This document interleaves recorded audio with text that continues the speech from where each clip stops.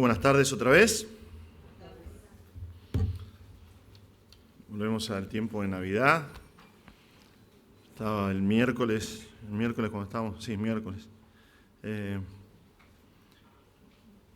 Estaba viendo la gente del Ministerio de Decoración y decía cómo voy a predicar el domingo. Yo veo esta columna y me dan ganas de jugar un rato a Sansón, ¿viste? No lo voy a hacer porque sé cómo termina la historia. Vamos a ir al Señor en oración, después abrimos nuestras Biblias al Evangelio de Juan. Señor, te damos muchas gracias por este tiempo. Gracias, Señor, por este tiempo que podemos estar estudiando tu palabra.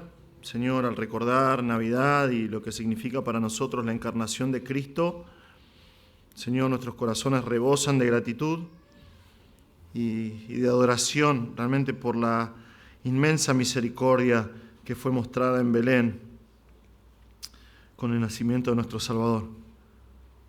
Pero de igual manera también te damos gracias, Señor, por la oportunidad de abrir ahora tu palabra y de estudiar también la vida de Cristo. Y por medio del estudio de Juan, llegar al propósito de Juan, que es creer que Jesús es el Cristo, el Hijo de Dios.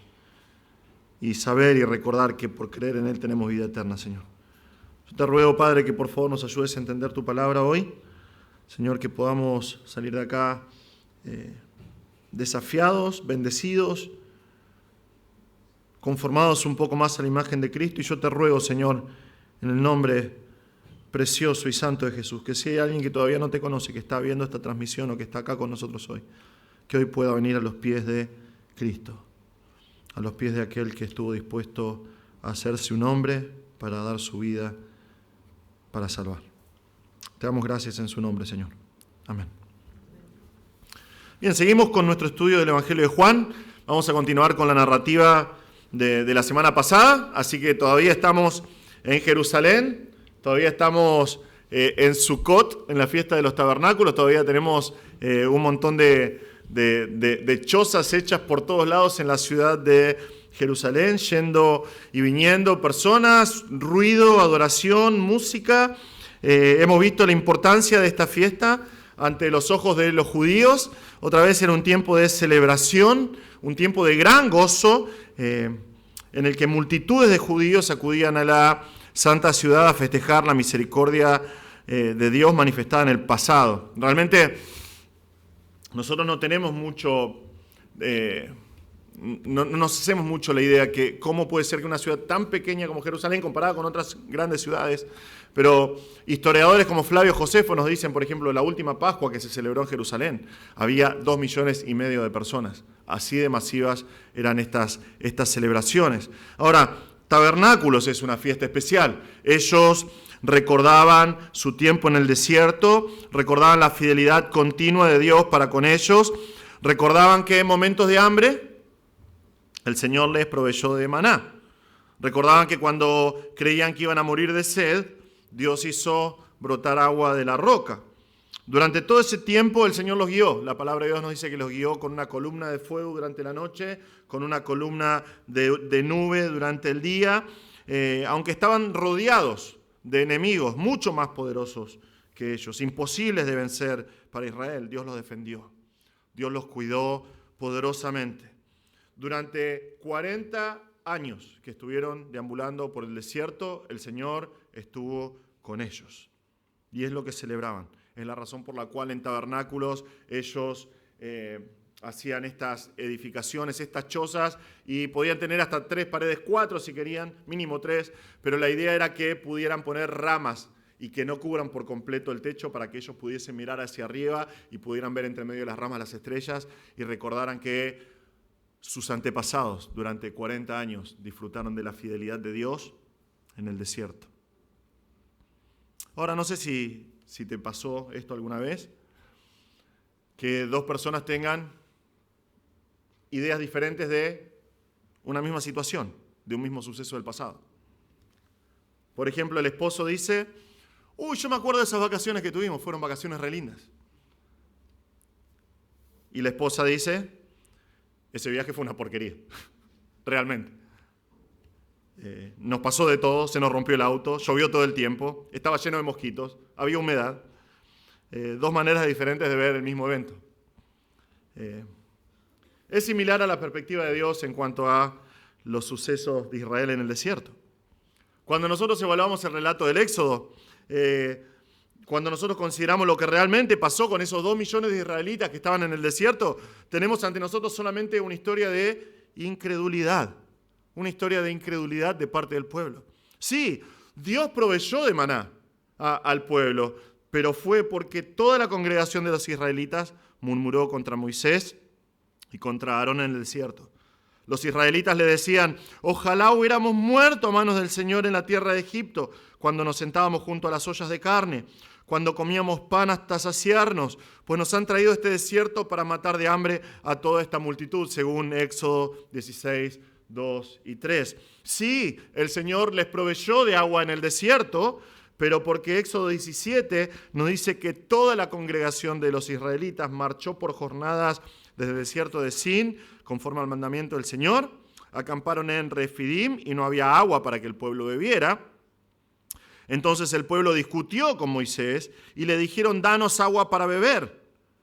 ¿Por qué discuten conmigo?, les dijo Moisés. ¿Por qué tientan al Señor? Pero el pueblo tuvo sed allí y murmuró el pueblo contra Moisés y dijo: ¿por qué nos has hecho subir de Egipto para matarnos de sed a nosotros, a nuestros hijos y a nuestros ganados? Luego de ver la mano de Dios destruyendo Egipto, luego de ver la mano de Dios literalmente burlándose de cada dios dentro del panteón egipcio, defendiéndolos de Amalek, apenas ingresaron en la tierra, en el desierto, ellos reciben esta promesa de parte de Dios. Éxodo 23, 20. Yo enviaré un ángel delante de ti, esto es el ángel de Jehová, para que te guarde en el camino y te traiga al lugar que yo te he preparado. Dios está prometiéndole: yo te voy a llevar a la tierra prometida. Versículo 23 de Éxodo 23. Mi ángel irá delante de ti y te llevará a la tierra del amorreo, del hitita, del fereceo, del cananeo, del heveo, del jebuseo, y los destruiré por completo. Dios le prometió. Sin embargo, cuando reciben el informe de los 2 espías que vienen, en realidad de 10 espías y los otros 2, de la tierra prometida, nos dice que todos los israelitas murmuraron contra Moisés y Aarón. Y toda la congregación les dijo: ojalá hubiéramos muerto en la tierra de Egipto, ojalá hubiéramos muerto en este desierto. ¿Por qué nos trae el Señor a esta tierra para caer a espada? Y nuestras mujeres y nuestros hijos van a caer cautivos. ¿No sería mejor que nos volviéramos a Egipto? Y se decían unos a otros: nombremos un jefe y volvamos a Egipto, según Números 14, 1 al 4. Sí, el Señor estuvo con ellos durante 40 años en el desierto, pero de esos 2 millones de judíos que estaban en el desierto, 2 millones de judíos, solamente 2 entraron en la tierra prometida, solamente 2. Porque la historia del pueblo de Israel es una historia de Dios manifestándose poderosamente con hechos innegables ante sus ojos y ellos diciendo no. Llegamos al tiempo de Jesús, Juan 7. La situación no va a cambiar. Realmente, después de 400 años de silencio, el pueblo tiene ante sus ojos al Mesías, al ungido de Dios esperado por siglos. Durante un par de años ahora Jesús ha estado ministrando y ha estado demostrando a cada persona con la que se cruza por medio de sus palabras, por medio de sus señales, por medio de sus milagros, que Él es aquel a quien Dios iba a enviar al mundo. Si nosotros evaluamos la vida de Cristo, pero si realmente evaluamos de manera sincera, intelectualmente hablando, la vida de Jesús a la luz de los escritos del Antiguo Testamento, llegamos a una única conclusión. Jesús, lo que cantábamos recién, Jesús es el Mesías.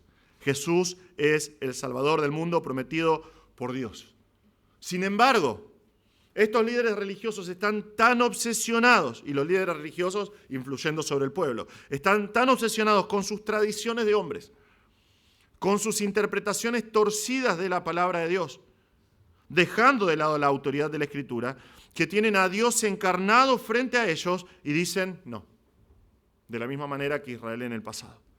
Tienen al Mesías frente a ellos demostrándoles con palabras y poder que es el Hijo de Dios, que es el Mesías, que es Dios hecho hombre, y ellos dicen no, vos decís que sos Dios, te queremos matar porque vos decís que sos Dios, porque sos igual a Dios, decís que sos igual a Dios, que Dios es tu Padre haciéndote igual a Dios, pero te vamos a matar.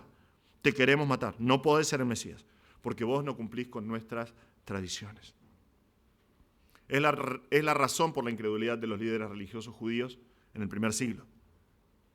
Pero este pasaje va a mostrarnos eso, que aunque estos líderes religiosos de Israel no creen en Jesús, simplemente porque la enseñanza de Jesús no se alinea con sus tradiciones rabínicas, aún así Jesús va a hablar, va a seguir hablando. Es lo que tenemos en nuestro pasaje de hoy. Jesús va a exponerlos y Jesús va a desafiarlos por medio de la enseñanza de la ley que ellos dicen enseñar, que ellos dicen custodiar, que ellos dicen promover entre la gente. Vamos a leer Juan, comenzando en capítulo 7, versículo 14. Dice esto: a la mitad de la fiesta, Jesús subió al templo y se puso a enseñar. Entonces los judíos se maravillaban diciendo: ¿cómo puede éste saber de letras sin haber estudiado? Jesús entonces le respondió: mi enseñanza no es mía, sino del que me envió. Si alguno está dispuesto a hacer la voluntad de Dios, sabrá si mi enseñanza es de Dios o si hablo de mí mismo. El que habla de sí mismo busca su propia gloria, pero aquel que busca la gloria del que lo envió, él es verdadero y no hay injusticia en él. ¿No les dio Moisés la ley y sin embargo ninguno de ustedes la cumple? ¿Por qué me quieren matar? La multitud contestó: tienes un demonio. ¿Quién te quiere matar? Jesús les respondió: una sola obra hice y todos se admiran. Por eso Moisés les ha dado la circuncisión, no porque sea de Moisés, sino de los padres, y en el día de reposo ustedes circuncidan al hombre. Y si para no violar la ley de Moisés un hombre recibe la circuncisión aún en el día de reposo, ¿por qué están enojados conmigo? Porque sané por completo a un hombre en el día de reposo. No juzguen por la apariencia, sino juzguen con juicio justo. Nosotros vamos a ver hoy que Jesús va a enfrentar la incredulidad de estos hombres y lo va a hacer por medio de su enseñanza. Entonces vamos a ver hoy 3 características de la enseñanza de Jesús con la que enfrentó a los líderes religiosos en su incredulidad. 3 características de la enseñanza de Jesús con la que enfrentó a los líderes religiosos en su incredulidad. Primera característica de la enseñanza de Jesús.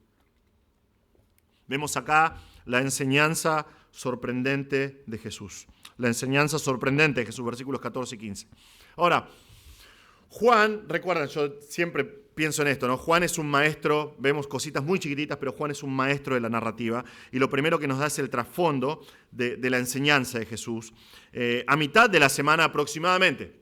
¿Sí? Esto no significa que es justamente la mitad literal de la semana, el tiempo en el primer siglo se medía de manera ambigua, entonces puede ser tercer o cuarto día, a mitad de la semana aproximadamente, de la fiesta de los tabernáculos. Se nos dice que Jesús subió al templo y se puso a enseñar. Ahora, esto era una costumbre, una gran costumbre entre los rabinos, año a año en cada una de las 3 fiestas principales de los judíos, realmente. Lo que estamos viendo acá es que algunos se colocaban en las puertas de la entrada a Jerusalén, pero la gran mayoría iban al templo. Porque el templo, si recuerdan las imágenes que vimos la semana pasada, tenía construcciones masivas de entradas a los atrios que eran pórticos, que eran como lugares, como galerías inmensas. Entonces los rabinos se ponían ahí en la fiesta venían, acuérdense, que vienen de todo el mundo conocido a Jerusalén, a festejar al Señor, a recordar al Señor. Entonces se colocan debajo de estos pórticos, aprovechando la sombra para enseñar y la frescura, porque el calor del sol en Jerusalén es bastante fuerte, pero se ponen en este lugar para enseñar a sus discípulos, si es que fueron con sus discípulos, o para comenzar a enseñar y que algún oidor ocasional se acerque, porque también era parte de la costumbre de estos tiempos, que la gente que iba a celebrar iba a los pórticos y escuchaba a los rabinos hablando. Ahora, esto era el sueño de todo rabino, digamos, era como el sueño del pibe que decimos nosotros, ¿no? Porque un rabino quería ir a este lugar y quería enseñar en los pórticos del templo, por lo menos una vez en su vida, porque después se hubiese dicho: yo enseñé en el templo de Jerusalén. No era como si a alguien hoy se le da la oportunidad de compartir 5 minutos, no sé, en el púlpito de MacArthur, ¿no? De alguna de esas iglesias que son conocidas, que son iglesias bíblicas. Era más o menos parecido, ponele. Pero vemos acá lo que nos muestra Juan, la constancia de la enseñanza de Jesús, porque nos dice que Jesús se puso a enseñar. Jesús se puso a enseñar. Ahora, tenemos que entender que esto no es algo ocasional de Jesús. No es que, bueno, no tenía otra cosa que hacer y se puso a enseñar. No. Literalmente nos dice que esto es de manera continua. Él estaba enseñando. Él enseñaba. Jesús enseñaba y enseñaba, porque su enseñanza de sana doctrina es una constante en la vida de Jesús. Es su pasión. Es su pasión. Por eso constantemente le están diciendo rabí, le están diciendo maestro. Porque si algo que caracteriza a Jesús es la enseñanza, es su pasión. En Mateo 4, por ejemplo, 33 y 34, se nos dice que Jesús iba por toda Galilea enseñando en sus sinagogas, proclamando el evangelio del reino y sanando toda enfermedad y toda dolencia en el pueblo. Antes de sanar, antes de curar enfermedades, Él enseñó. Él enseñó, le dio prioridad a la enseñanza. Marcos 6:34, que vimos hace muy poco como contexto de la multiplicación de los 5.000. O sea, la multiplicación para la multitud. Al desembarcar, nos dice, Jesús vio una gran multitud y tuvo compasión de ellos porque eran como ovejas sin pastor y comenzó a enseñarles muchas cosas. ¿Cuál fue la manifestación de Jesús de su compasión puesta en acción? Primero, sí, después le dio comida, multiplicó los alimentos, pero primeramente les enseñó muchas cosas. Lucas 4, 31 y 32. Jesús descendió a Capernaum, ciudad de Galilea, y les enseñaba en los días de reposo, y todos se admiraban de su enseñanza, porque su mensaje era con autoridad. Esto va a ser muy importante en nuestro pasaje de hoy, muy importante. Nadie, absolutamente nadie enseñó como Jesús, nadie. Tenemos que entender esto cuando estamos pensando en estos líderes religiosos judíos. Nadie enseñó como Jesús. Él no enseñaba pavadas. No eran puntos de vista humanos que él enseñaba. Era la palabra de Dios. Era la palabra de Dios. Él constantemente basaba su enseñanza en los escritos del Antiguo Testamento. Y por eso él decía constantemente, de cierto os digo, si tenés la Reina Valera, o de cierto les digo, o amén, amén en el griego, o es un montón de veces que Jesús les dice, ustedes escucharon que fue dicho, por ejemplo en el Sermón del Monte, ustedes escucharon que fue dicho, pero yo les digo. Porque Jesús hizo exactamente eso. Pero yo les digo, es lo que nos dice Pedro, que vimos hace poquito en Juan 6:68. Cuando Jesús dice, ustedes también se quieren ir, por las palabras que acabo de enseñar, ¿verdad? Pedro dice, Señor, ¿a quién iremos? Tú tienes palabras de vida eterna. Jesús enseñaba la palabra de Dios. Jesús enseñó la Escritura. La Escritura que Él proclama como inspirada por Dios.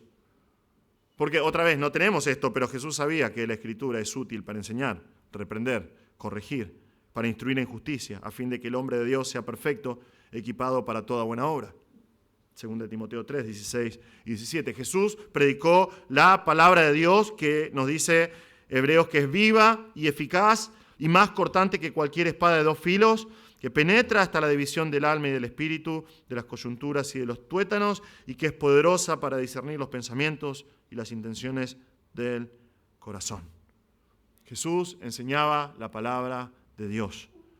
Recuerden, otra vez este lugar está lleno de gente que viene a adorar y es un plus, de paso, escuchar de buena gana una buena enseñanza rabínica, una buena enseñanza bíblica. Pero como vamos a ver, este lugar está lleno de escribas, fariseos, saduceos y varios de ellos ahí entre la multitud buscando si está Jesús para matarlo, porque lo quieren matar. Entonces Jesús está ahí, enseñando constantemente, sin parar. Y vemos el resultado de esa enseñanza. El texto nos dice, entonces los judíos se maravillaban. Esto significa que se admiraban, que estaban llenos de asombro. Ellos estaban realmente sorprendidos. Y esto puede ser sorpresa positiva o sorpresa negativa. Porque es la misma palabra, por ejemplo, que usa Pablo en Gálatas 1:6, cuando está enojado y está diciendo a los Gálatas, yo me imagino a Pablo, ¿no?, yendo y viniendo mientras está dictando y el amanuense escribe la carta, porque dice, estoy maravillado de que tan pronto se hayan olvidado del Evangelio y la gracia de Dios. Estoy sorprendido. Y es lo que tienen estos hombres acá. Están llenos de asombro. Ahora, ¿por qué tanto asombro? Juan nos cuenta el argumento de estos judíos. Ellos dicen, ¿cómo puede otra vez, es despectivo, ¿no? ¿Cómo puede saber de letras sin haber estudiado? Ahora, recuerden, son los judíos, son los líderes religiosos. Ellos son la élite en cuanto a la enseñanza. Son aquellos que durante su entrenamiento, cuando eran chicos, tenían que saber de memoria, para los 8 o 9 años tenían que saber de memoria el Pentateuco. Tenían que tener un conocimiento profundo de todos los escritos del Antiguo Testamento, tanto de los profetas como de los libros de sabiduría. Y la palabra que se usa acá para escritos puede significar letras, libros, escritos, pero Juan lo usa solamente 2 veces, y tenemos que entender que Juan lo usa, cómo lo usa para saber qué quiere decir acá. Juan lo usa acá y en 5:47, cuando Jesús le dice, ustedes no creen en los escritos de Moisés. Entonces, está hablando acá de los escritos que son los escritos de Moisés, está hablando del Pentateuco, está hablando de la ley. ¿Por qué? Porque los fariseos eran los maestros de la ley y los saduceos que están acá solamente creían en el Pentateuco, en los primeros 5 libros del Antiguo Testamento. Entonces dice, ¿cómo puede este saber letras? ¿Cómo puede conocer y enseñar así acerca del Antiguo Testamento, del Pentateuco, de la ley, sin haber estudiado? Jesús está enseñando, pero Jesús no tiene ningún tipo de entrenamiento formal. No bajo la enseñanza de otros rabinos, como era la costumbre en este tiempo. Hay algo de trasfondo histórico acá, para que podamos entender lo que están diciendo estas personas. En el tiempo de Jesús había como 30, en todo Israel, había 30 más o menos lo que se llama yeshivá, que son escuelas rabínicas, escuelas donde estudiabas la Torá. Sí, había más o menos 30 en existencia de las que tenemos registro, pero no eran como pensamos hoy, como universidades o seminarios, donde vos vas y tenés un programa y estudiás, sino que era un lugar al cual personas que querían estudiar y querían ser rabinos y maestros iban y luchaban realmente con el texto bíblico. ¿Por qué? Porque ellos tenían los rollos, como tenemos nosotros hoy, del Antiguo Testamento, pero también tenían que compararlo con cientos de enseñanzas de otros rabinos del pasado, de todos los siglos. Entonces tenían que luchar para ver quién tenía razón, cuál de ellos había interpretado correctamente los textos bíblicos. Y todas estas discusiones y estas ideas y estas charlas eran dirigidas por un rabino o varios rabinos principales que estaban a cargo de la yeshivá. Los rabinos ordenados, digamos, oficialmente, con un título, como nosotros lo vemos hoy, ¿no? Que son rabinos que estudiaron en una escuela especial con un título, comenzaron a formarse 20 años después de la destrucción del templo, más o menos en el año 90 de nuestra era, porque necesitaron oficializar el rabinato, porque ya no tenían templo. Pero en esta época, en la época de Jesús, todo maestro tendría que tener lo que se llama un legado, tendría que tener algún rabino o varios rabinos sobre los cuales estudió. Si recuerdan lo que dijo el apóstol Pablo, por ejemplo, en Hechos 22:3. ¿Recuerdan? Pablo se forma el alboroto en el templo, lo meten preso a Pablo y Pablo se está defendiendo y cuando va a defenderse comienza a hablar en lengua hebrea, entonces todos se callan, se ponen en silencio porque les habla en hebreo y lo quieren escuchar. Y él dice, yo soy judío, nacido en Tarso de Cilicia, pero criado en esta ciudad, educado bajo Gamaliel, en estricta conformidad a la ley de nuestros padres, siendo tan celoso de Dios como todos ustedes lo son hoy. Entonces, ellos tenían que tener un legado, una escuela, 1 o 2 maestros. Es muy parecido a nuestro tiempo. Y esto pasa mucho con pastores, muchas veces, lamentablemente, ¿no? Porque en vez de preguntarle a un pastor, contame tu testimonio de salvación, cómo conociste al Señor, cómo fuiste llamado al ministerio, las preguntas que se hacen es dónde estudió tal pastor, ¿no? O qué seminario fue, qué títulos académicos tiene. Y esto más o menos es lo que pasaba con los rabinos en este tiempo. Y es muy importante, recuerdan que le dije el tema de la autoridad, que ellos dicen Jesús enseñaba con autoridad. Bueno, los rabinos no tenían autoridad para enseñar, realmente no tenían autoridad propia. La autoridad de los judíos del primer siglo provenía de citar a rabinos del pasado, de repetir ideas e interpretaciones de la ley. Ningún rabino en este tiempo pretendía tener autoridad propia al enseñar. Es por eso que es normal, cuando vimos la otra vez en Juan 6, que discutían entre ellos, que discutían acaloradamente, casi a punto de terminar a los golpes. Era muy común en las sinagogas, porque si había una persona que venía y compartía y fue estudiando bajo un rabino, y las personas que estaban en esa sinagoga conocían la filosofía de otro rabino, comenzaban las discusiones. Porque nadie decía tener autoridad, sino decían, no, pero tal rabino dijo esto. Y ellos decían, no, pero tal rabino dijo esto. Entonces se armaban estos escándalos prácticamente teológicos en las sinagogas. Para ellos, Jesús no califica. Para ellos, Jesús tiene autoridad que proviene del mismo, no les sirve. ¿Por qué? Porque no cita a los rabinos del pasado. Y porque no tiene entrenamiento, entonces no califica. Y es por eso que estos hombres están tan maravillados, están tan consternados, porque dicen, ¿cómo puede enseñar así?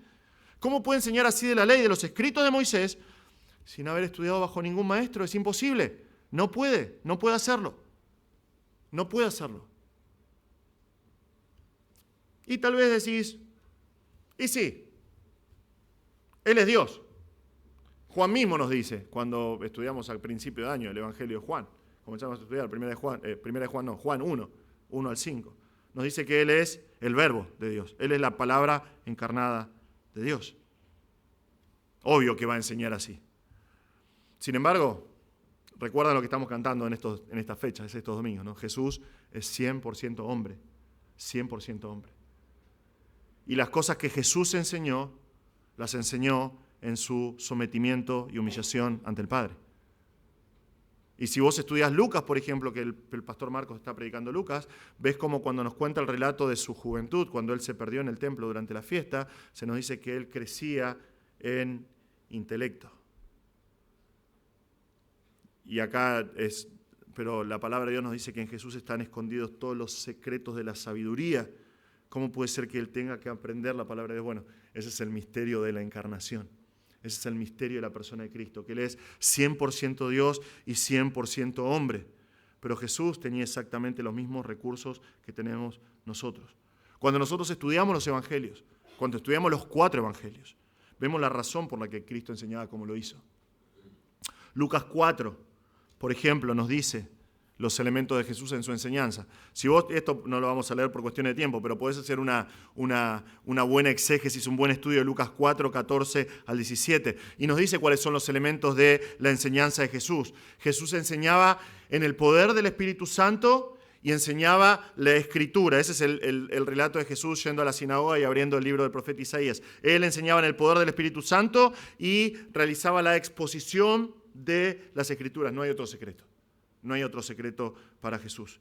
Jesús iba constantemente a la palabra de Dios. Cuando ellos lo acusaron de querer añadir a la ley, él dijo, yo no vine para destruir la ley. ¿Yo vine para qué? Dijo él. Vine para cumplir la ley. Jesús abogó acerca de la veracidad de la palabra de Dios, de la historicidad de la palabra de Dios. Por ejemplo, él habló de Jonás, él habló de Adán y Eva, él habló de Noé, él habló de Abraham, Isaac y Jacob como personas reales, como personas históricas. No son cuentos de hadas, no son mitos. Él citó la palabra de Dios como lo que es la palabra de Dios. Jesús proclamó la infalibilidad, la inspiración y la inerrancia de la Biblia. Mateo 5:18, él dijo, porque en verdad les digo que hasta que pasen el cielo y la tierra, no se perderá ni la letra más pequeña, ni una tilde de la ley, hasta que todo se cumpla.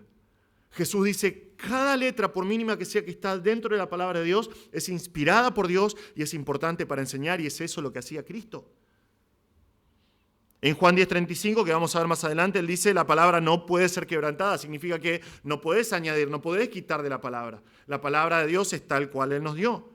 Cuando Él oró por sus discípulos en Juan 17:17, Él dijo, santifícalos en la verdad, tu palabra es verdad. Hermanos, Jesús nos deja establecido un tremendo ejemplo de lo que implica una enseñanza que es sorprendente. Está basada en la Escritura, exponiendo la Escritura en el poder del Espíritu Santo. Es por eso que esta gente está tan sorprendida y no entiende cómo puede ser que Jesús predique de esta manera, porque Jesús no enseñó como los fariseos. Él no se apoyó en tradiciones de hombres, no se apoyó en ideas de hombres, por bien intencionadas que sean esas ideas, esas tradiciones de hombres. Su enseñanza tiene autoridad porque esa autoridad proviene de la palabra misma. Sí, Jesús añadió cosas a la palabra después, porque Él es Dios, obviamente, es su palabra, fue inspirado por el Espíritu Santo, pero no es más importante lo que dijo Cristo que lo que tenemos en el Antiguo Testamento o lo que dijo el apóstol Pablo, es la palabra de Dios. Es la palabra de Dios, inspirada por Dios, y es útil para nosotros como leíamos recién. Y hermano, vos tenés que hacer exactamente lo mismo. Vos y yo tenemos que hacer exactamente lo mismo. Muchas veces vemos personas que quieren posiciones de liderazgo, quieren estar delante de un púlpito, quieren hablar solamente porque quieren hablar, quieren decir algo. Pero realmente una enseñanza sorprendente como la de Jesús tiene estos elementos: la palabra de Dios y el poder del Espíritu Santo. Vos y yo tenemos que hacer exactamente lo mismo. Tu vida tiene que depender de la palabra de Dios. Tus decisiones tienen que estar moldeadas por la enseñanza de la Escritura. Cuando enseñás a otros, que es bueno, nosotros tenemos un montón de oportunidades en esta iglesia para hacer eso. Cuando enseñás a otros, tu fuente de autoridad tiene que ser la palabra de Dios, no tus ideas, no lo que vos pensás, tiene que ser la palabra de Dios. Si vas a enseñar, tenés que enseñar la palabra de Dios. Pastores en preparación, predicadores, líderes que comparten la palabra de Dios, hombres y mujeres por igual. Siempre, siempre, siempre tiene que ser la palabra de Dios. Es a lo que apuntó Cristo. Es la palabra de Dios. Es lo que causó este revuelo entre medio de estos líderes religiosos. Es que Jesús predicaba la palabra de Dios. Porque ahora sí, salvando las diferencias con Cristo, ¿no? Entre Cristo y nosotros, que son abismales, es lo único que va a hacer una diferencia en nuestra enseñanza. Es lo único que va a hacer que nuestra enseñanza tenga autoridad, que tenga poder y que eventualmente produzca frutos. Es cuando enseñamos la palabra de Dios. Es un desafío para nosotros, porque estos hombres que están acá enfrente de Jesús, ellos dicen que aman la palabra de Dios. Y si vos preguntaras a un judío del primer siglo, como aún hasta el día de hoy, te van a decir, amamos la palabra de Dios. Es más, si vos ves a rabinos hoy, vas a ver que hacen esto, es muy común. Ellos cuando están ahí llevan su Torá y hacen, y la colocan ahí, porque ellos dicen, yo amo la palabra de Dios. Estos rabinos, estos judíos, estos fariseos, estos saduceos decían, yo amo la palabra de Dios, pero no amaban la palabra de Dios, solamente seguían tradiciones muertas de hombres muertos. Eso tiene que marcar el futuro de la vida de nuestra iglesia. Para el futuro, como lo fue hasta ahora estos 41 años. Siempre tiene que ser la Escritura. Siempre tiene que ser la enseñanza de la sana doctrina que proviene de las páginas de la palabra de Dios. Porque es lo que hizo Cristo. Es por eso que Él tiene autoridad para enseñar. Y es por eso que Él tiene autoridad para reprender. Que es lo que nosotros vemos a continuación. Vemos la segunda característica de la enseñanza de Jesús. Vemos que es una enseñanza que es reprensiva, que reprende. Jesús acá está dando una reprensión. Está reprendiendo a la pregunta que hacen los judíos acá. ¿Cómo puede saber de letras sin haber estudiado? Pero Jesús les muestra el origen de su enseñanza en versículo 16. Jesús entonces les respondió, mi enseñanza no es mía, sino del que me envió. Ahora, Jesús no se está haciendo el misterioso acá, no se está haciendo el enigmático, digamos, como diciendo, no, a mí el que me envió, ustedes no lo conocen, y está en otro lugar, está escondido por acá en alguno de estos tabernáculos. No, Jesús dijo bien claro quién lo envió. Él es lo que desató todo el odio de los judíos en Juan 5, ¿recuerdan? Juan 5:23. Él dijo, para que todos honren al Hijo, así como honran al Padre. El que no honra al Hijo, no honra al Padre que lo envió. Está diciendo, me envió el Padre, me envió Dios. Versículo 36. Las mismas obras que yo hago, dice Jesús, dan testimonio de mí, de que el Padre me ha enviado. 5:43. Yo he venido en nombre de mi Padre y ustedes no me reciben. Ellos se sorprenden de su enseñanza, pero no tendría que ser así. ¿Por qué? Porque Jesús ya les dijo claramente, les dijo, yo vengo enviado por el Padre. El Padre me envió. Vine a hacer la voluntad del que me envió. Otra vez, Jesús no vino a destruir la ley. Jesús vino a cumplir con la ley. En un mundo lleno de tradiciones equivocadas, Él vino a corregir e interpretar correctamente la ley. Y no solamente eso, sino que Él también vino a expandir el significado de la ley. ¿Recuerdan? Los judíos decían, bueno, hace esto, esto y esto y vas a estar bien. Pero Jesús dice, no, si vas a vivir de acuerdo a la palabra de Dios, tenés que vivir por toda la palabra de Dios. Cuando los judíos, tanto los fariseos como los saduceos, venían a Él y decían, no, pero la Biblia dice esto o la Biblia dice esto, Jesús dice, no. Es esto. ¿Recuerdan cuando ustedes están errando? Ustedes erran en cuanto a las Escrituras, en la interpretación de las Escrituras. Porque en la resurrección no va a ser como piensan ustedes. Durante el Sermón del Monte, Jesús expandió lo que dice la ley. Porque si ustedes recuerdan que se les dijo, bueno, no cometerás adulterio. Pero yo les digo, hace una forma práctica, una expansión que hoy tenemos como la palabra de Dios inspirada. Si vos mirás a una mujer con deseo, es lo mismo que hayas adulterado porque ya adulteraste en tu corazón. Entonces Jesús vino a expandir también el significado de la ley. Y es por eso que con cada enfrentamiento que ahora en Juan van a escalar, y vamos a ver un montón de esto, cada enfrentamiento, Él destruye sus tradiciones. Él destruye sus tradiciones, pero solamente con un propósito, que es guardar la sana doctrina.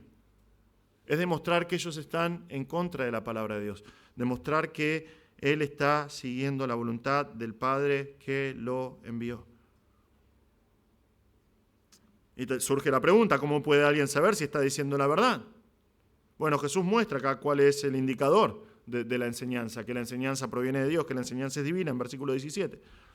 Él dice, si alguno está dispuesto a hacer la voluntad de Dios, sabrá si mi enseñanza es de Dios o si hablo de mí mismo. Literalmente dice, si alguien desea hacer la voluntad de Dios. Estos hombres no querían hacer la voluntad de Dios, querían hacer su propia voluntad, querían alcanzar su propia justicia delante de Dios. Hablaban de sí mismos, hablaban de sus maestros. Y eso es solamente voluntad de hombres. Ellos seguían solamente voluntad de hombres. Se llamaban a sí mismos, por ejemplo, discípulos de Moisés, con mucho orgullo. Nosotros somos discípulos de Moisés. Se llamaban a sí mismos hijos de Abraham. Pero ellos no cumplían con la ley que les dio Moisés, como vamos a ver un poquitito más adelante.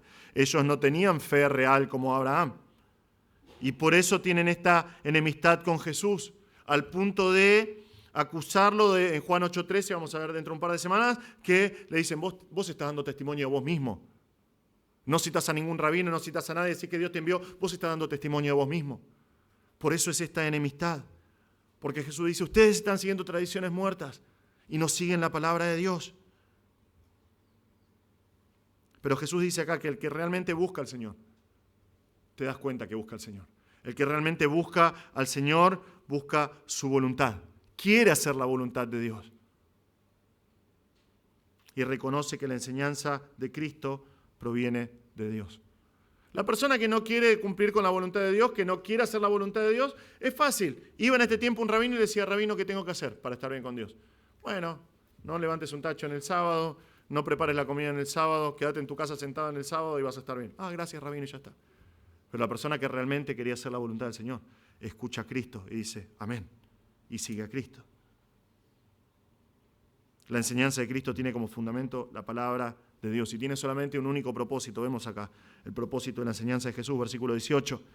El que habla de sí mismo busca su propia gloria. Pero aquel que busca la gloria del que lo envió, Él es verdadero y no hay injusticia en Él. El elemento clave para saber si la enseñanza es de Dios o no, digamos, es el enfoque de la gloria. En otras palabras, la gloria de quien estoy buscando cuando enseño. La gloria de quien estoy buscando cuando enseño. Con los líderes religiosos, con estos hombres, es fácil saber, es fácil detectar la gloria de quien están buscando. Mateo 23, 1 al 7, pueden anotar y después leer. Jesús dice, entonces Jesús habló a la muchedumbre y a sus discípulos, los escribas y los fariseos se han sentado en la cátedra de Moisés. Esto literalmente significa la silla, ¿sí? En este tiempo la cátedra de Moisés es una silla en la cual se sienta un rabino y ahí sentadito le explica a todos sus discípulos acerca de la ley. Dice, los escribas y fariseos se han sentado en la cátedra de Moisés, de modo que hagan y observen todo lo que les digan, pero no hagan conforme a sus obras, porque ellos dicen y no hacen. Atan cargas pesadas y difíciles de llevar y las ponen sobre las espaldas de los hombres, pero ellos ni con un dedo quieren moverlas. Esta imagen que da Jesús es terrible. El fariseo agarra y pone todo este paquete de tradiciones encima de sus discípulos y le dicen, anda y sé feliz, y serví al Señor y sé feliz. Pero ellos ven la carga y ni con un dedo quieren moverla, sino que hacen todas sus obras para ser vistos por los hombres. Pues alargan sus filacterias. Las filacterias son los adornitos que tenían a los costados, que fueron cambiando con el tiempo, pero que tienen acá a los costados aún hasta el día de hoy. Y alargan sus adornos de sus mantos. Ellos tienen estos talit con los que se cubren, que tienen unas tiritas. Bueno, ellos las alargan, las hacen gruesas para que ellos los vean. Aman el lugar de honor en los banquetes y en los primeros asientos en las sinagogas, y los saludos respetuosos en las plazas, y ser llamados por los hombres rabí. Eso es lo que aman, porque buscan la gloria de ellos mismos. Y ellos están en la plaza y por ahí vienen y dicen, rabí, rabí, por favor, saludame, dame tu bendición. Y el rabí, no, qué bien, sí, vení. Rabí, rabí, como los políticos de hoy, ¿no? Por favor, bendecí a mi hijo. Y el rabí hace una oración sobre y se sienten así, ¿no? Que ya no le entra las filacterias, ¿no? Están, porque buscan su propia gloria. Y Jesús los está enfrentando con eso. Ellos dicen hablar de Dios, pero hablan de sus propias ideas. Hablan de ellos mismos, porque buscan su propia gloria. Pero Cristo es completamente diferente. Él tiene un único propósito en su vida y es glorificar al Padre. Él habla de parte de Dios, siguiendo la voluntad de Dios, porque busca la gloria de Dios. Y eso demuestra dos cosas de Jesús que vemos acá. Demuestra que Él es verdadero y demuestra que no hay injusticia en Él. Jesús es verdadero y Él dice, yo busco la gloria de Dios y por eso yo soy verdadero. ¿Por qué soy verdadero? Porque busco la gloria de Dios. Eso significa, literalmente esta palabra significa que no tenés nada que esconder. Significa que vos es una persona que brinda una idea de fidelidad, de confianza, de verdad que es digna de confiar. Y que no hay injusticia en él, esto habla de un estado de injusticia, un estado de impiedad. Cada vez que se usa, Pablo lo usa un montón. Pablo es una de las palabras preferidas de Pablo, la usa un montón esta injusticia. Implica acción, pensamiento, comportamiento que son totalmente contrarios a los estándares impuestos por Dios. Entonces estas personas hacen lo que quieren y van en contra de Dios. Como Jesús busca la gloria del Padre, eso también implica que Él es verdadero y no hay injusticia en Él. Ahora, ¿qué implica de estos líderes religiosos que está hablando? ¿Ven cómo Jesús es como cuando hablan así, tiran el micrófono, ¿no? Se lo está diciendo en la cara. Les está diciendo que son mentirosos. Les está diciendo que son injustos, que todavía están en sus pecados, que son incrédulos. Es lo que les está diciendo Jesús. Y Jesús va escalando en sus palabras hasta finalmente llegar a la reprensión de su enseñanza. Versículo 19. Dice esto. ¿No les dio Moisés la ley?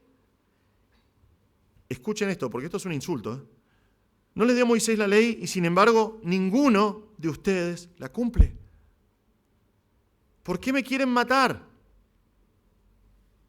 Ahora, Dios dio la ley por medio de Moisés. Y nosotros tenemos todo el Antiguo Testamento, explicaciones de la ley, pero especialmente los primeros 5 libros, que los judíos llaman la Torá, que es la ley, lo que llamamos el Pentateuco. Y tenemos mandamientos, estatutos, preceptos, principios, algunos mayores, otros menores, que están registrados en estos 5 libros de Moisés. Algunos se explayan un poquito más y están divididos en diferentes categorías, pero todos estos mandamientos, tranquilamente se podrían resumir con el cumplimiento del decálogo, con el cumplimiento de lo que nosotros llamamos los 10 mandamientos. Es un montón de personas dicen, o muchos pensadores, aún personas que no son creyentes, dicen que un país sería un país ideal si pudieras lograr que ese país cumpliera con los 10 mandamientos que vemos en las Escrituras. Hacemos un breve repaso. Hoy en la mañana fallaron terriblemente. Primer mandamiento.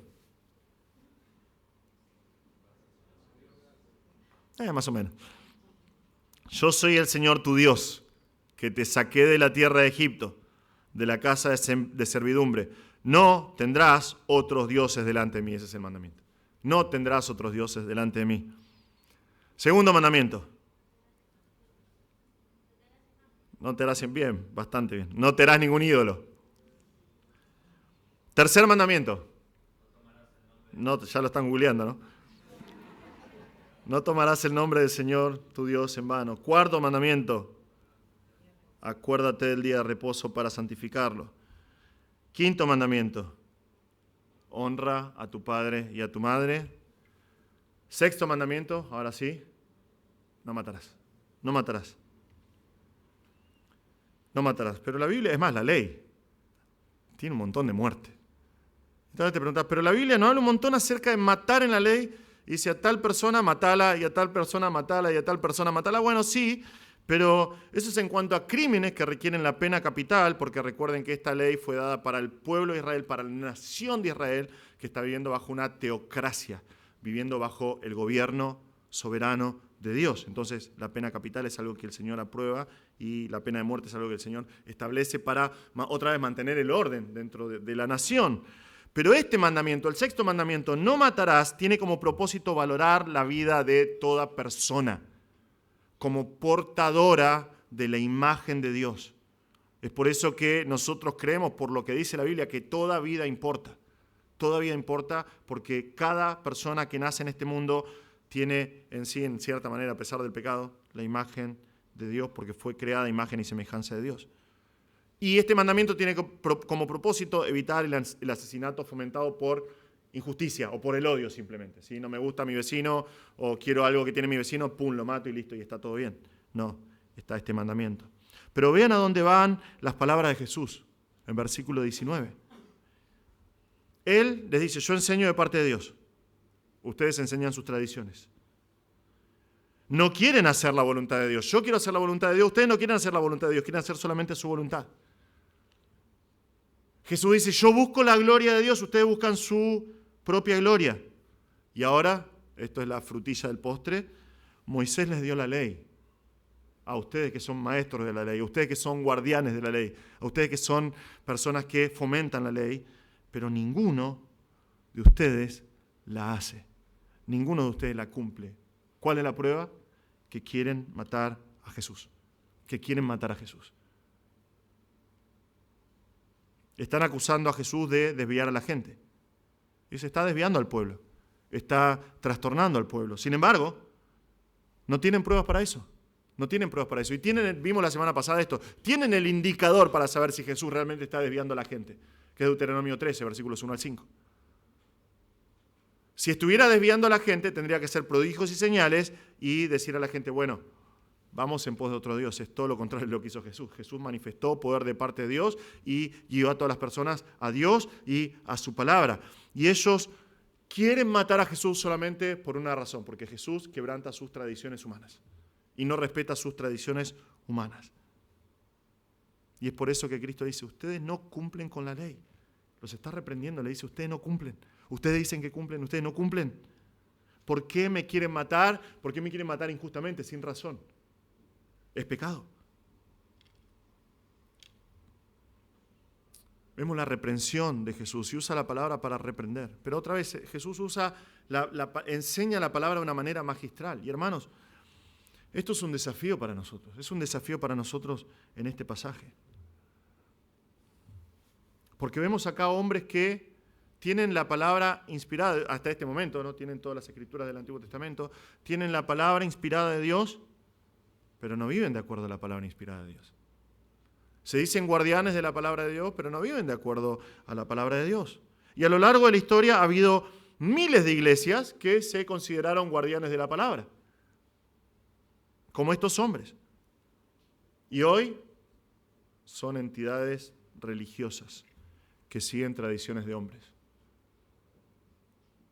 A lo largo de los siglos y especialmente hoy podemos ver más por los medios de comunicación, ¿no? Pero ha habido iglesias que comenzaron bien predicando la palabra de Dios, siendo guardianes de la palabra de Dios y proclamando el Evangelio, y hoy tienen personas que ni siquiera son creyentes en el púlpito, diciendo barbaridades, desviando a la gente. Es terrible, es terrible. Son entidades religiosas que siguen tradiciones de hombres. Aún muchas iglesias, y yo siempre lo tiro para nuestro lado, ¿no? Iglesias bautistas, que en muchos casos terminan siendo dominadas por tradiciones. Tradiciones muchas veces del país al que pertenece el misionero. Gracias al Señor que no pasó eso con nosotros, pero hace poquito, la semana pasada estuve hablando de eso con algunas personas que eran miembros de otra iglesia, una iglesia donde había misionero. El misionero imponía tradiciones como que básicamente del país de donde era. O pastores que se creen mejores porque han impuesto cierto tipo de vestimenta que obligan a la gente a tener en su iglesia. O solamente cierto tipo de canciones que cantan y nada más, y el resto de las otras canciones Por más que tengan mensajes bíblicos, algunas de esas canciones cantamos nosotros, por ejemplo, pero he escuchado a pastores bautistas decir, esas canciones son de liberales y son del diablo, cuando tienen un claro mensaje bíblico. ¿Pero por qué? Porque siguen tradiciones. Siguen tradiciones. Y se jactan de que hacen las cosas que hacen, pero dejan de lado la sana doctrina. Ha pasado antes en la historia. Eso siempre pasa por las razones que vemos en estos pasajes. Por el error que cometieron estos líderes religiosos, por dejar de buscar la voluntad de Dios, por dejar de buscar la gloria de Dios y enfocarme en mi propia gloria, y por dejar de lado principalmente la palabra de Dios. Por dejar de lado la palabra de Dios. Hermanos, nosotros somos llamados a vivir de acuerdo a la palabra de Dios. Somos llamados y enfrentados con la realidad de que nosotros tenemos que vivir de acuerdo a la palabra de Dios. No solo decir que somos guardianes de la sana doctrina. Yo he visto iglesias decir, nosotros predicamos la palabra de Dios, la sana doctrina. Hoy ya no están. Somos llamados a vivir de acuerdo a la palabra de Dios, porque es la mejor manera de custodiar la palabra de Dios, es hacerla la guía de nuestras vidas. Somos llamados a vivir la palabra en el poder del Espíritu. Y aunque tenemos lindas tradiciones, y tenemos lindas tradiciones, amén, y gracias al Señor por eso. Tenemos esto que celebramos acá en Navidad y la cantata nuestra es una linda tradición, aunque transformamos un poquito nuestra iglesia, son lindas tradiciones. Pero son tradiciones que están basadas en claros principios que vemos establecidos en la Escritura. Y cuando nuestras tradiciones son enfrentadas con algún principio bíblico, esas tradiciones tienen que desaparecer, porque lo que tiene mayor peso es la autoridad de la palabra de Dios. Hasta ahora no lo hemos visto, nuestras tradiciones siguen siendo bíblicas, gracias al Señor. Pero es un desafío para nosotros, a seguir evaluando constantemente que lo que nosotros hacemos como iglesia y lo que nos mueve como filosofía de iglesia y como ministerio sea basado siempre en la palabra de Dios. Nosotros tenemos que vivir de acuerdo a la palabra de Dios, debemos aprender a juzgar, a discernir nuestras vidas de acuerdo a lo que dice la palabra de Dios, que es lo que vemos finalmente. Último punto acá, última característica de la enseñanza de Jesús. Vemos la enseñanza desafiante de Jesús. La enseñanza desafiante de Jesús. Obviamente, por supuesto, estas personas no están muy de acuerdo con las palabras de Jesús. Vemos el rechazo a la enseñanza de Jesús en versículo 20. La multitud contestó, amén, gloria a Dios, tenés razón en todo lo que decís, ¿verdad? La multitud contestó, y esto está en signos de admiración porque es la forma en que lo hicieron, ¡tienes un demonio! ¿Quién te quiere matar? Ahora, entiendan esto, estos son la multitud y los líderes religiosos. Y dicen, y yo me imagino esto más o menos, ¿no? Que están diciendo como aquellos que son buenos actores, ¿no? Que yo, Jesús, ¿pero quién te quiere matar? Tenés un demonio. Es la misma acusación que... Se ve que en este tiempo la mejor manera de desacreditar a una persona era decir tiene un demonio, ¿no? Hicieron lo mismo con Juan el Bautista. Jesús dice, vino Juan que no bebía y ni comía. Dicen, este tiene un demonio. Un poquito más adelante, cuando empieza a escalar más la discusión de Jesús con los fariseos, le van a decir, van a ir un poquito más lejos, ¿sí? En sus insultos. Le van a decir, tenés un demonio y sos un samaritano encima. Es lo que van a hacer. Pero esa es una de las estrategias de un falso maestro. No quiere reconocer, enfrentado con la verdad, no quiere reconocer su error, no quiere reconocer sus estratagemas de odio. Entonces dice, estás loco, tenés un demonio. Nadie te quiere hacer daño, Jesús. Nadie te quiere matar. Pero es hipocresía, es hipocresía. Cuando veamos versículo 25, vamos a ver que un montón de Jerusalén, personas que están en Jerusalén, saben que los fariseos quieren matar a Jesús. Saben que los saduceos quieren matar a Jesús. ¿Por qué? Porque era público. Porque era público. Y ellos van a decir, pará, ahí está Jesús, ahí va. ¿No es este el que quieren matar todos? Y ahí anda vivito y coleando, enseñando. Ya lo reconocieron como el Mesías, ¿no? Vamos a ver eso en las reacciones de la gente a la enseñanza de Jesús. La gente sabe. Y Jesús ve en el razonamiento de Jesús y dice, sí, usted me quiere matar. Y ellos dicen, no, Jesús, no te queremos matar. Y Jesús, vean el razonamiento de Jesús acá. razonamiento de su enseñanza en versículos 21 al 23. Jesús les respondió: una sola obra hice y todos se admiran. Ahí está, es la razón por la cual lo quieren matar. Una sola obra hice y todos se admiran. Y este admiran es el mismo verbo que versículo 15. Todos se maravillan, todos se sorprenden, todos se asombran. ¿De qué está hablando Jesús acá? Una obra. Está hablando de capítulo 5. Está hablando del paralítico. Una obra hizo, lo sanó por completo. Y una reacción. ¿Cuál fue la reacción? Se maravillaron. ¿Cuál fue la reacción? Dijeron: no puede hacer esto en el día de reposo. No puede este hombre estar quebrantando el sábado. Y sabemos que no estaba quebrantando el sábado. Estaba quebrantando sus tradiciones. No estaba quebrantando el sábado. Pero ellos dicen, no puede quebrantar el sábado. Ahora, evaluemos este acto de Jesús de sanar ese paralítico en Juan 5 a la luz de lo que dice versículo 22. Jesús está mostrando un razonamiento acá. Él dice: por eso Moisés les ha dado la circuncisión.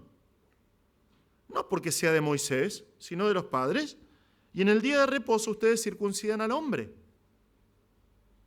La circuncisión fue el pacto de Dios con los padres, especialmente con Abraham. Lo vemos eso en Génesis 17. Génesis 17, 9. Dijo además Dios a Abraham: tú pues guardarás mi pacto, tú y tu descendencia después de ti por sus generaciones. Esto está hablando cada judío desde Abraham hasta el fin del mundo. Eso es lo que implica sus generaciones, tienen que guardar este pacto. 17:12. A la edad de 8 días será circuncidado entre ustedes todo varón por sus generaciones, otra vez, para siempre. 17:14. Pero el varón incircunciso, que no es circuncidado en la carne de su prepucio, esa persona será cortada entre su pueblo, ha quebrantado mi pacto. Este fue el pacto de Dios para mostrar su fidelidad, para mostrar su preferencia y su elección del pueblo de Israel. Es el pacto que hizo Dios. Y era tan importante para los judíos, para los líderes religiosos, que, no sé si saben esto, ¿no? Pero vos no puedes planificar el nacimiento de tu hijo, ¿no? Salvo que sea por cesárea, obviamente, pero en este tiempo era incierto. Tu hijo nacía cuando nacía. Y si se daba, vamos a decirlo de esta manera, si se daba la causalidad de que tu hijo nacía y cumplía los 8 días de nacido en Shabbat, en el día de reposo, lo tenías que circuncidar. Lo tenías que circuncidar igual. ¿Y sabés qué hacían los líderes religiosos? Los circuncidaban. Y celebraban. Y tenían un tiempo de celebración. Justamente por eso. Justamente porque Dios dice acá que esa persona, si no se circuncida el 8º día, será cortada de entre su pueblo, porque ha quebrantado el pacto de Dios. Era súper importante. Y acá Jesús va a hacer un juego de palabras, pero ven con los que está enfrentando Jesús a estos fariseos. Dice: ustedes, sus tradiciones dicen que en el día de reposo no se puede hacer nada. Y ustedes se ofendieron porque yo hice un paralítico que se levante y levante su camilla. Y ustedes le dicen a la gente: ustedes no pueden hacer nada. No pueden cortar pan, no pueden hacer trabajo, no pueden levantar nada, pero en el día de reposo ustedes obran si tienen que hacer la circuncisión. Entonces, toman la ley por encima de sus tradiciones, cuando es algo que es así importante por Dios. Y acá tenemos un juego de palabras de Jesús, basado en esto que vemos acá. Para un judío, en base a Génesis 17, un hombre no está completo o no está entero hasta que se circuncida. Porque se dieron cuenta de lo que dice ahí, ¿no? El varón incircunciso tiene que ser cortado del pueblo, no es considerado un judío. Hasta que no se circuncida, no es un judío. Es la razón por la cual las personas que venían en este tiempo y seguían los mandamientos de Dios y eran gentiles, no eran considerados judíos prosélitos hasta el momento de la circuncisión. No era un judío completo hasta que no se circuncidaba. Y acá tenemos un juego de palabras, porque Jesús dice, usa la palabra completo. Sano se puede utilizar como completo o como entero. Y Jesús dice esto: si ustedes quebrantan la tradición y su visión de la ley, para no quebrantar la ley, ¿por qué se enojan conmigo? ¿Por qué se enojan tanto conmigo? Porque yo sané, o literalmente porque se puede traducir como porque hice enteramente completo un hombre que estaba postrado hace tanto tiempo. ¿Por qué se enojan tanto si lo único que hice fue hacer que un hombre sea completo? Y es lo que ustedes hacen con la circuncisión, quebrantando sus tradiciones y cumpliendo con la ley. ¿Por qué se enojan tanto? Les está mostrando su hipocresía. ¿Ven lo que está haciendo Jesús acá? ¿Cuánto mayor bien hizo Jesús? Y sin quebrantar la ley, quebrantando sus tradiciones, sí, pero sin quebrantar la ley. Por eso termina este pasaje con un desafío. Vemos acá la enseñanza desafiante de Jesús, versículo 24. Él dice, no juzguen por la apariencia, sino juzguen con justo juicio o con juicio justo. No juzguen por la apariencia, sino juzguen con juicio justo. Ahora Jesús otra vez, cada vez que dice algo, está apuntando siempre a lo que dice la Escritura. Ellos tenían que saber lo que dice la palabra. Ellos tienen que saber, por ejemplo, algunos ejemplos solamente de cosas que estos hombres saben porque conocen la Escritura. Levítico 19:15.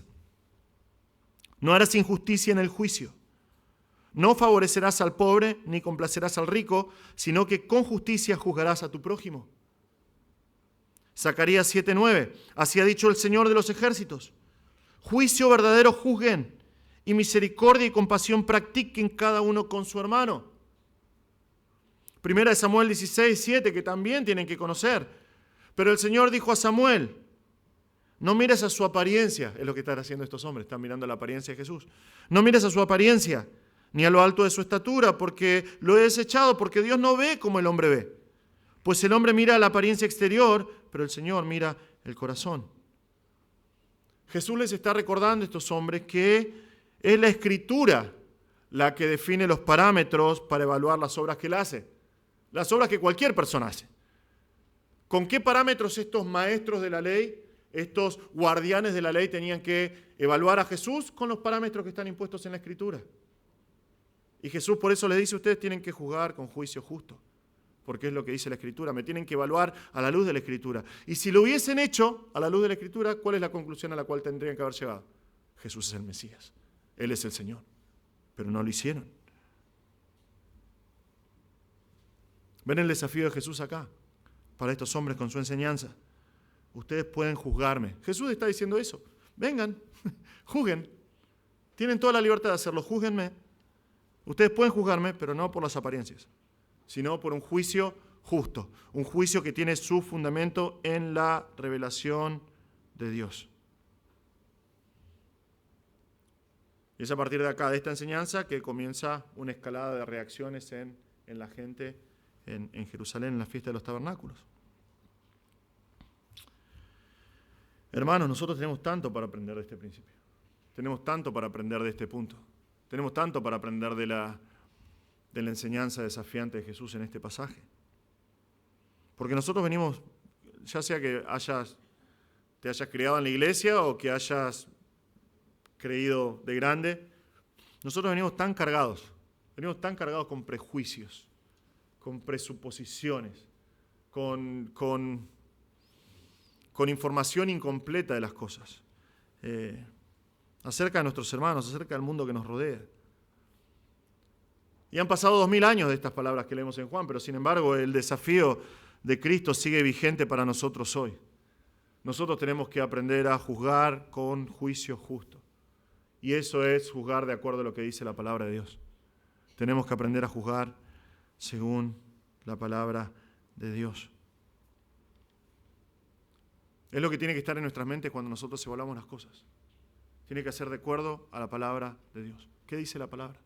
¿Qué dice la Escritura?